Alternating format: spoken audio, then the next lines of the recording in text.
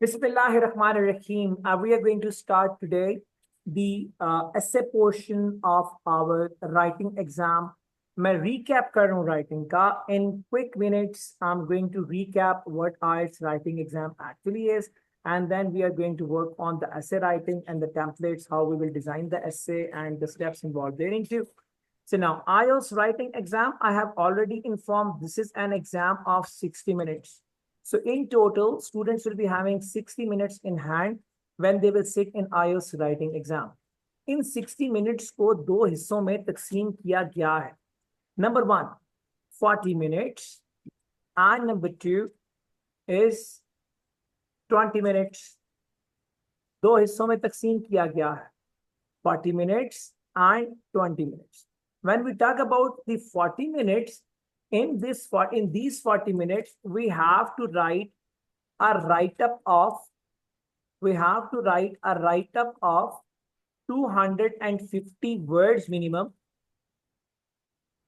250 words minimum, and this write-up is known as an essay writing.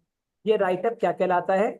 Essay writing, and this contributes 66% in the total marks of your writing exam. Total 100% में 66% marks are contributed by this specific portion that is known as 40 minutes portion essay writing, in which you need to write a write-up of 250 words minimum.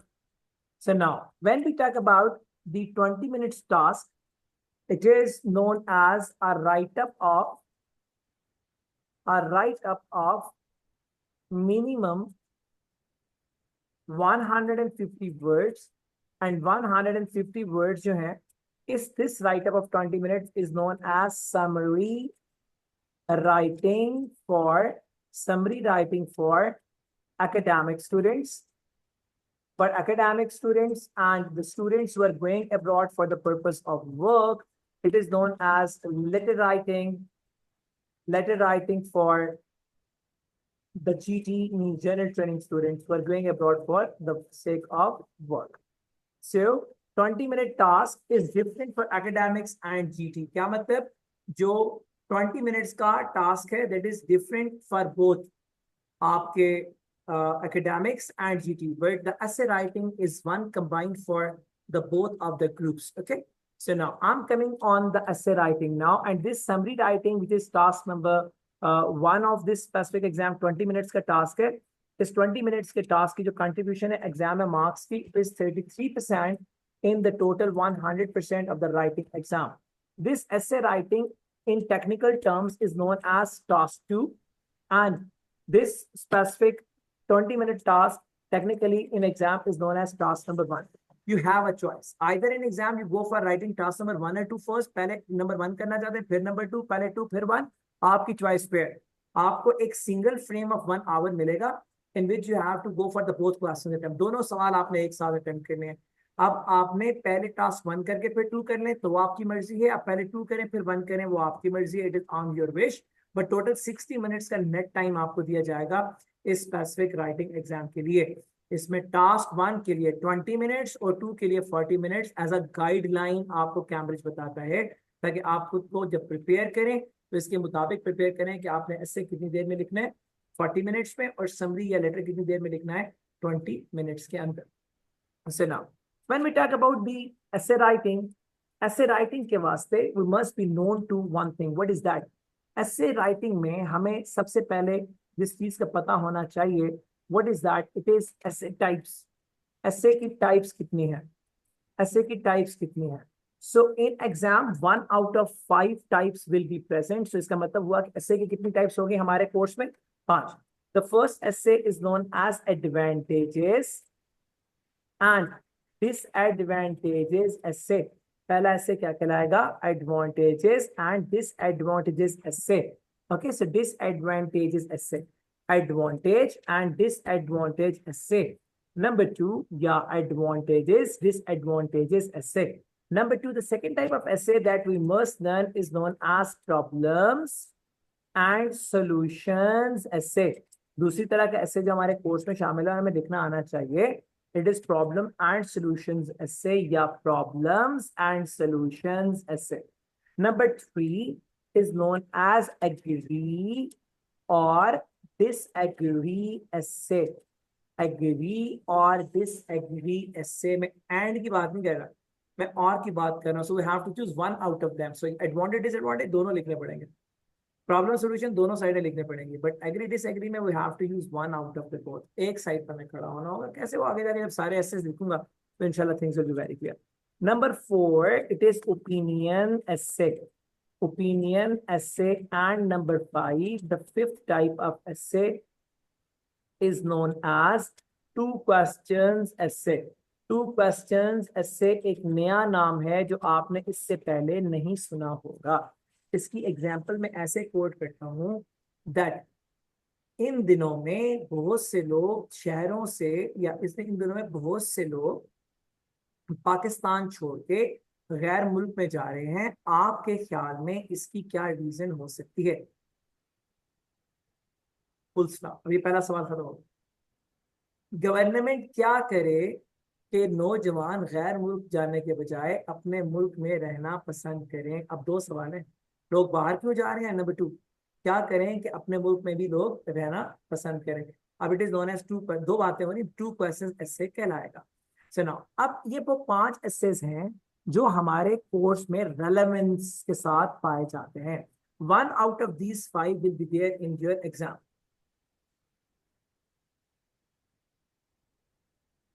आगे दो और ऐसे different tags के साथ आ रहे होते हैं. मिसाल के तौर पे आजकल एग्जामिनर को बड़ा पसंद है, वो एक वर्ड यूज करता है positive. Positive and positive and negative. Positive and negative views. कुछ लोग कहते हैं ये 6 टाइप का ऐसे है. ऐसा कतन नहीं है. इट इज अ सब कैटेगरी ऑफ एडवांटेज डिसएडवांटेज. जैसे अगर आप एडवांटेज के सिनोनिम्स को देखें तो एक वर्ड है एडवांटेज. अब इसके सिनोनिमाइज कर रहा हूं.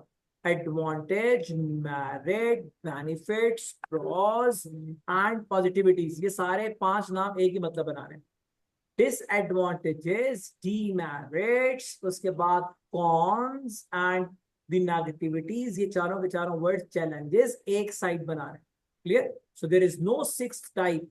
It is the sub category of advantage and disadvantages. एक और ऐसे एग्जामिनर साहब आजकल बड़े शौक से देते हैं और वो उसमें कहते हैं discuss. Nowadays it is considered that females can do all what males can do. आजकल ये सोचा जाता है कि फीमेल्स वो सारे काम कर सकती हैं जो मेल कर सकते हैं, बल्कि ये कहा जाता है कि बेहतर कर सकती हैं मर्दों की निस्बत. अब अगर हम इस क्वेश्चन को देखें तो वो कहता है आखिर में जाके डिस्कस. इसका मतलब है आप क्या कहते हैं. क्वेश्चन कह रहा है कि in these days it is considered that female वो सब कुछ कर सकती हैं जो मेल कर सकते हैं, बल्कि उनसे भी बेहतर कर सकती हैं. डिस्कस, आप क्या कहते हैं. So one mean the same thing. What is your opinion. Discuss एक ही बात है. व्हाट इज योर ओपिनियन छोड़ दें, डिस्कस छोड़ दें. एक ही चीज के दो मतलब हैं. मेरी बात समझ में आ रही? ऐसा नहीं है, बल्कि ये दो चीजों का एक मतलब है. सो discuss and opinion both have the same meaning. So examiner अगर कहता है discuss, it means exactly same what is requiring you to give your opinion as an opinion essay. ठीक है जी, कोई फर्क नहीं है दोनों में. So it is a subcategory of opinion essay. So what I'm concluding for the essay types, I'm concluding that advantage, disadvantage, positive, negative, both are same. Second, I'm concluding that opinion and discussion essay both are same. So now what I'm going to tell you overall, there are 5 type of essays which can appear in exam: advantage, disadvantage, problems and solution, agree, disagree, opinion, and 2 questions essay. Is it fine with you all? I'm going to give you 1 minute to ask me if there are many questions. If there any question, कोई सवाल हो या बहुत से सवाल, you can ask me and then I will proceed further. So now we are going to discuss certain steps, or rather we are going to discuss now the 5 steps which are involved in the essay writing. जो 5 steps involved हैं essay writing में, उनमें the first step, essay writing steps. तो the first step ऐसे writing step. अब ऐसे writing steps में बेटा जो स्टेप नंबर 1 है, step number 1, this step number 1 is known as brain brain making. Brain making से मुराद ये है कि आप अपने टॉपिक को, ब्रेन मेकिंग, इस स्टेप में आप अपने टॉपिक को सोच के एग्जाम में गिवन पेज के ऊपर अपने आइडियाज को लिख लेते हैं। मोर लाइकली 250 को क्रॉस करने के लिए अगर आपके पास दो साइड्स का ऐसा है, एडवांटेज डिसएडवांटेज, तो एक साइड क्या कहलाएगी एडवांटेज, एक क्या कहलाएगी डिसएडवांटेज। तो आप 4 आइडियाज एडवांटेजेस के, 4 आइडियाज डिसएडवांटेजेस के सोचते हैं और सफे पे लिखते हैं रफ वर्क के तौर पर। It is known as brain making. हम इसमें क्या करेंगे, नंबर 1 वी डिजाइन आइडियाज। हमने लिखना क्या है, हम आइडियाज को डिजाइन करें। वी डिजाइन इम्पैक्ट्स, हमारे आइडियाज रॉ हैं जब तक हम उनका डिजाइन इम्पैक्ट्स, हम उनका असर ना लिख लें। For an example, if I ask you people, if I से यू पीपल कि आप जब भी उम्रे के लिए जाएं तो एमिरेट्स इंटरनेशनल एयरलाइन को यूज करें। I know I am stopping, मैं यहाँ रुक गया। और में से हर एक बंदा मुझसे पूछेगा सर क्यों, what is the reason of it. तो I should have some reason ना। तो अगर मैं अपनी बात को इस तरह से कहता कि आप में से जब भी कोई उम्रे के लिए जाए तो एमिरेट्स पे जाए, बिकॉज एमिरेट का उम्रा पैकेज भी बहुत अच्छा है और सर्विस भी बड़ी आउटस्टैंडिंग देते हैं with 20% discount in the fair. अब मैंने आपको सर्विस, पैकेज, डिस्काउंट सबका बताया है। Now it is your decision, आप मानते हैं या नहीं, मगर आप मुझसे ये नहीं पूछ रहे वाई। मैंने भी कल अपनी बात को मुकम्मल किया। मैं कहता हूँ कंप्यूटर यूज बच्चों में अर्ली एज से बहुत अच्छा है। आप मुझसे पूछेंगे क्यों, अगर मैं ये कहता कि अर्ली एज से कंप्यूटर यूज बच्चों में इसलिए अच्छा है कि बच्चे आईटी एक्सपर्ट्स बन जाते हैं और फिर in case of some problem, if in case of some problem they could not reach to school, they can take online classes, they can attend online libraries, they can attend in the future they can groom up professionally। अगर मैं इस तरह की बात करूंगा कि ये advantage है, not somebody is not going to ask me why, क्यों कह रहे हो बच्चों में अच्छा है computer use. What I am saying, हमें जब अपना एस्से लिखना है, एक बात याद रखिएगा, आइट्स को लोग समझते हैं अंग्रेजी का इम्तिहान है। फॉर्चुनेटली ये अंग्रेजी में है, मगर ये अंग्रेजी का इम्तिहान नहीं है, more it is a communication skills test. आपने इस तरह से लिखना है कि आपकी बात में डाउट कोई ना रहे। That is what the reason, हम जब अपना आइडिया प्रेजेंट करते हैं उसको हम आर्गुमेंट भी कहते हैं। जब हम ऐसे में अपना आइडिया लिखेंगे या आर्गुमेंट लिखेंगे तो उसका इम्पैक्ट भी साथ लिखें ताकि कोई कंफ्यूजन आपकी बात में ना रहे। क्लैरिटी प्रिंसिपल कहते हैं इसको। So number 1 design ideas, number 2 we design impacts, number 3 we spend 5 minutes on it, हम 5 मिनट्स लगाते हैं इस पर। We designed 5 minutes on it and this has no paragraph. No paragraph. इसका कोई पैराग्राफ नहीं है। It is the work that we normally make on either of the sides and that we make on the rough paper. इसका लिखने में कोई किरदार नहीं है। And number 5, better to have 4 ideas of each side of the essay. क्या मतलब हुआ each side of the essay, देखिए अगर एडवांटेज डिसएडवांटेज है तो 4 एडवांटेजेस 4 डिसएडवांटेजेस इम्पैक्ट्स के साथ। प्रॉब्लम सॉल्यूशन है तो 4 प्रॉब्लम्स और 4 ही सॉल्यूशंस। अगर ये ओपिनियन एसे है और उसमें 2 आर्गुमेंट हैं तो 4 आइडियाज आर्गुमेंट 1 के, 4 आइडियाज आर्गुमेंट 2 के।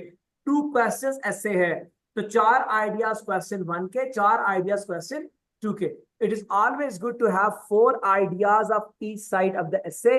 उसका फायदा क्या होगा, it will be very easy for us to cross 250 नहीं बल्कि 300 का मार्क हम बड़े आराम से क्रॉस कर सकते हैं। आगे चलिए, we enter into step number 2। हम step number 2 में एंटर होते हैं after this specific step number 1। और step number 1 हमने ब्रेन मेकिंग की थी। अब हमारे step number 2 में, step number 2 is known as introduction। Introduction क्या कहलाता है, इंट्रोडक्शन। अब हमने इंट्रोडक्शन राइटिंग के लिए क्या करना है, नंबर 1 इंट्रोडक्शन राइटिंग में what we do, we make 1 paragraph. हम एक पैराग्राफ, इसका एक पैराग्राफ। नंबर 2 एक पैराग्राफ के बाद हम लगाएंगे इस पे 5, हम 5 मिनट। नंबर 3, हम यूज करेंगे 5 सेंटेंसेस फार्मूला। 5 सेंटेंसेस फार्मूला जो सजी खान हमेशा बोलते रहते हैं, समझाते रहते हैं। 5 सेंटेंसेस फार्मूला में क्या है? सेंटेंस नंबर 1 बेटा will be regarding your topic and focus. Topic and focus पे होगा आपका sentence number 1। Topic and focus, topic and focus. अब जरा अंडरस्टैंड कीजिएगा। Write advantages and disadvantages of early age use of computers. तो topic क्या है? Use of computer. फोकस क्या है? Early age. Write the problem, write the reasons behind the problem of declining quality of life in the big cities. So यहाँ पे topic क्या है? Declining quality of life. Focus क्या है? Big cities. अब sides के साथ बोलता हूँ। Write advantages and disadvantages of early age use of computers. So computer usages topic, early age यानी कि बच्चे is the focus, advantage side 1, disadvantage side number 2. Clear or not? Write problems and solutions of obesity, मोटापा in rich countries of the world. अब topic क्या हो गया? obesity, मोटापा। Focus क्या हो गया? rich countries. साइड 1 क्या है? reasons of the problem. Side 2 क्या है? solution of the problem. Clear or not? तो अब देखें, हम सबसे पहला sentence will write on topic and focus, ताकि एग्जामिनर को पता लगे कि हमने अंडरस्टैंड किया है एग्जैक्टली ऐसे है क्या, ताकि उसको अंदाजा हो, हमारी अंडरस्टैंडिंग बिल्ड होगी। नंबर 2, सेंटेंस नंबर 2 जो हम लिखेंगे, आज तो मैं ब्रीफ कर रहा हूँ, कल से मैं इसको प्रैक्टिकल में कन्वर्ट करूंगा तो और बहुत क्लियर हो जाएगा।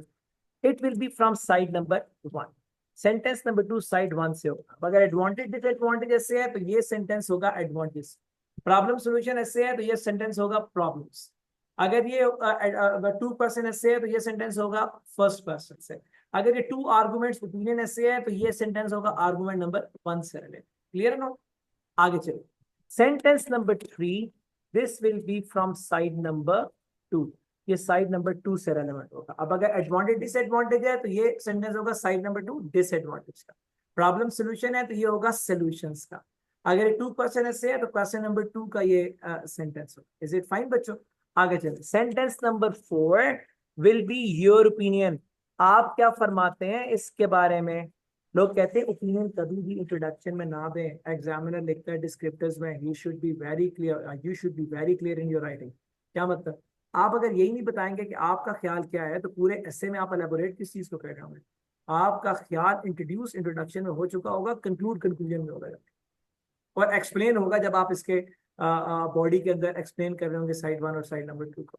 तो आपकी ओपिनियन का इंट्रोडक्शन के अंदर आना according to the Cambridge IELTS examiners, this is one of the most important element that gives examiner a reflection कि आप किस साइड की तरफ जा रहे हैं, या आपकी अपनी सोच क्या है, और आपके सोच के तनाजुर में ही आप बाकी सारा ऐसे लिखेंगे ना।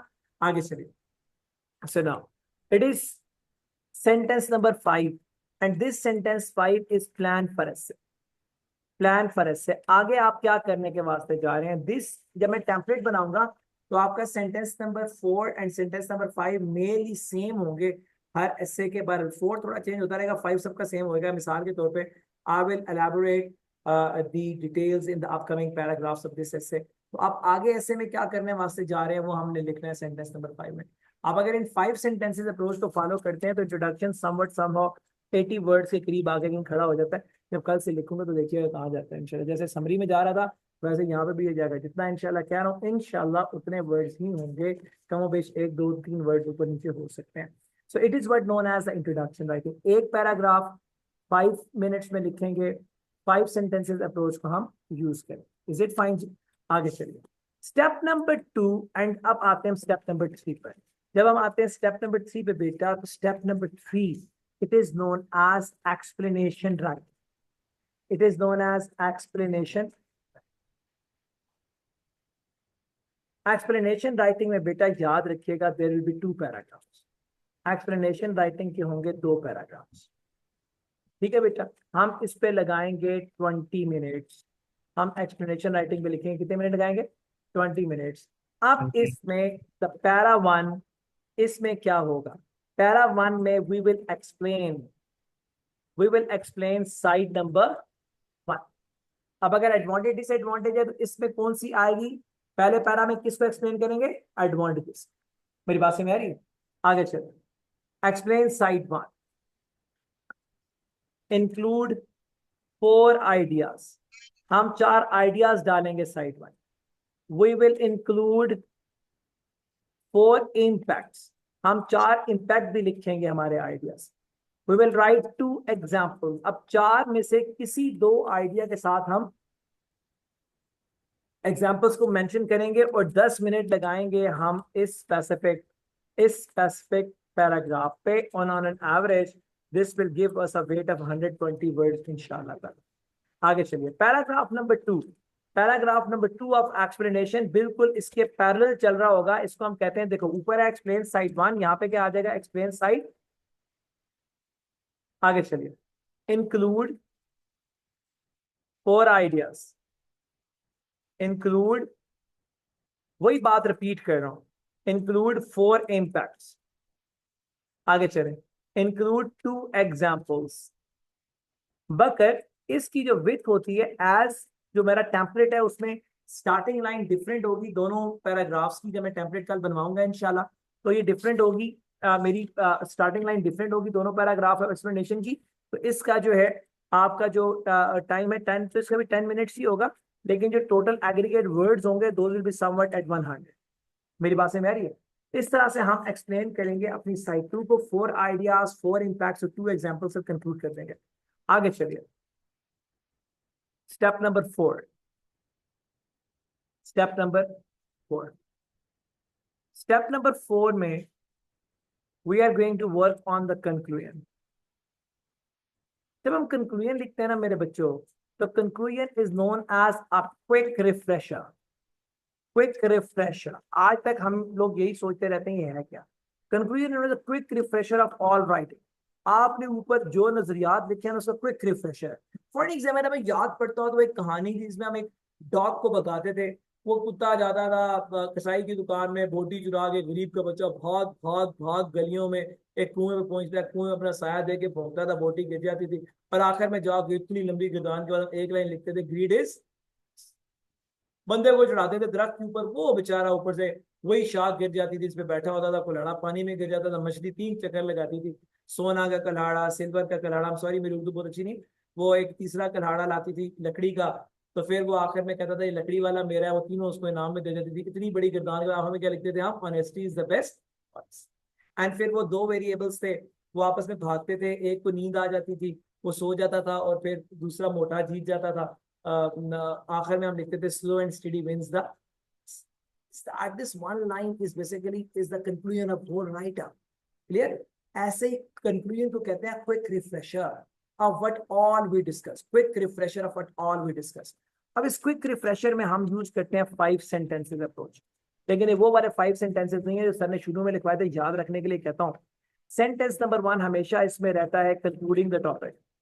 Concluding the topic.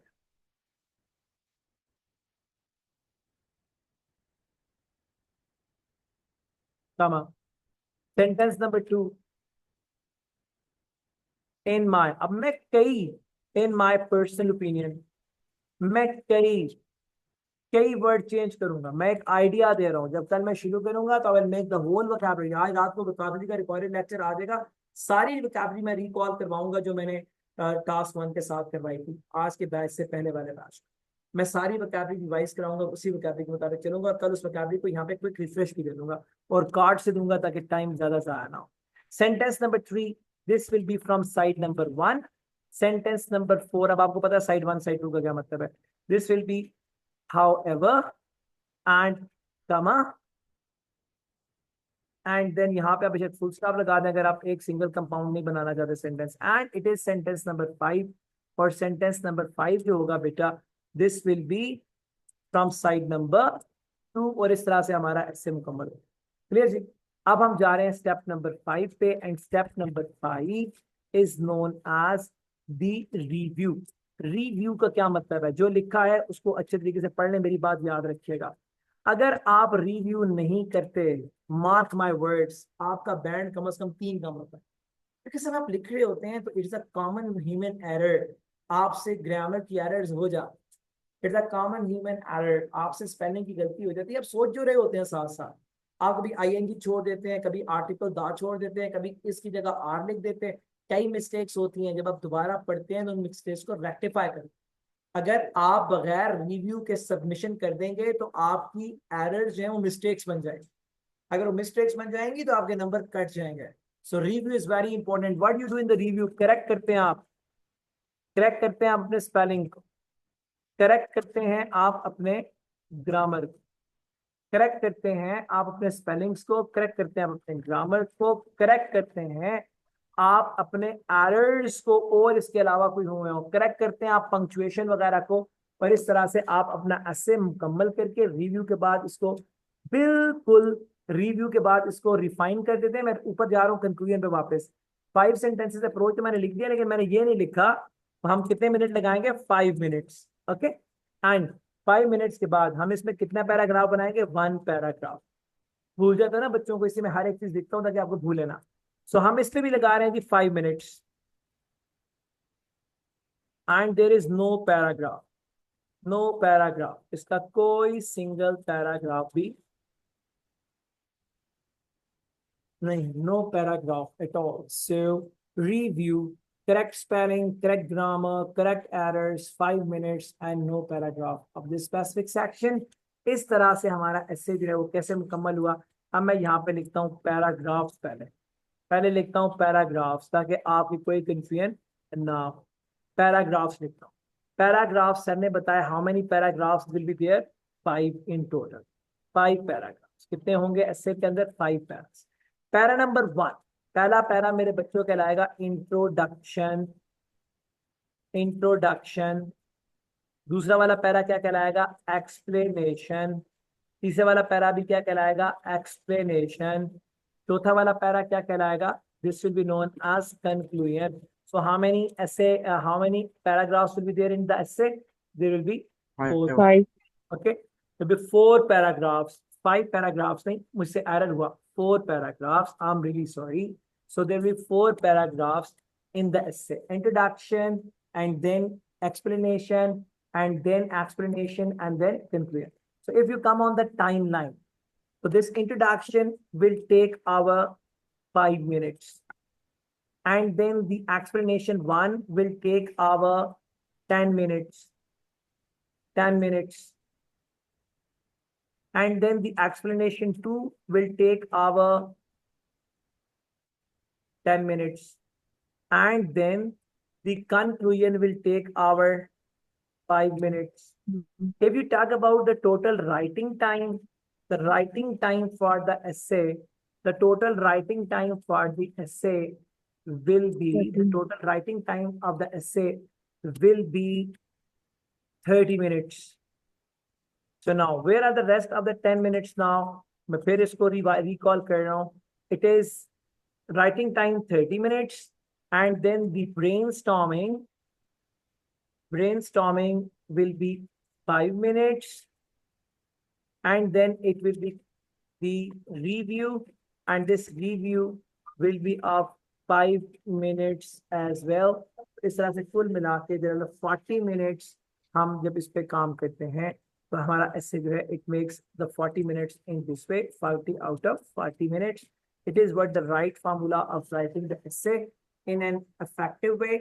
मैं सारे का सारा रिकॉल कर रहा हूँ, आप फिर एक दफा ध्यान से सुन लीजिए, कोई चीज जो आपको अनक्लियर हो तो मैं उसको फिर से क्लियर कर देता हूँ ताकि हमें कोई परेशानी ना हो एग्जाम और कल लिखने के हवाले से। In essay there are 5 steps to follow. Step number 1 is the brainstorming, in which we make the initial ideas with the impact. We spend 5 minutes with no paragraph here. Okay. So now, once we are done with the initial brainstorming and we have written all the ideas on a piece of paper, then we enter into step number 2. And step number 2 is known as the introduction writing with 1 para, 5 minutes and 5 sentences approach. Sentence 1 will be regarding the topic and focus. Sentence 2, side 1. Sentence 3, side 2, opinion. And the sentence number 5 will be your hand press. Once you are done with the introduction, we enter into step number 3. And step number 3 is known as the explanation. This explanation has 2 different paragraphs in 20 minutes time. Para 1 will contain site 1, 4 ideas, 4 impact, 2 examples, 120 minutes almost. Para 2, 2 sites, site 2 को explain करेगा, 4 ideas, 4 impacts, 2 examples, and we'll spend about 10 minutes on this as well. And this will be para number 3 of the essay total overall. So step number 4 will be the conclusion, and then quick refresher, 5 sentences, sentence 1, 2, 3, and 4, and then it will be 5 sentences of very small sentences, and then 5 minutes, and then 1 paragraph this will contain. Step number 5 will be the review, correct your spelling, grammar errors, 5 minutes spent करने, or no paragraph here. If we talk about the overall paragraphing, in essay, there will be 4 paragraphs: introduction, explanation, conclusion. If we talk about the timeline list, and then there will be 5 minutes for introduction, 10 for explanation 1, 10 for explanation 2, and 5 minutes for the conclusion. Overall, the writing time will be 30 minutes. 5 minutes will be for the initial step number 1 brainstorming, and 5 minutes will be for step number 5 review. And this will make overall 40 out of 40 minutes as per the better essay writing scheme to avoid any problem in your exam or in the bank. You are welcome to ask me any questions if there are.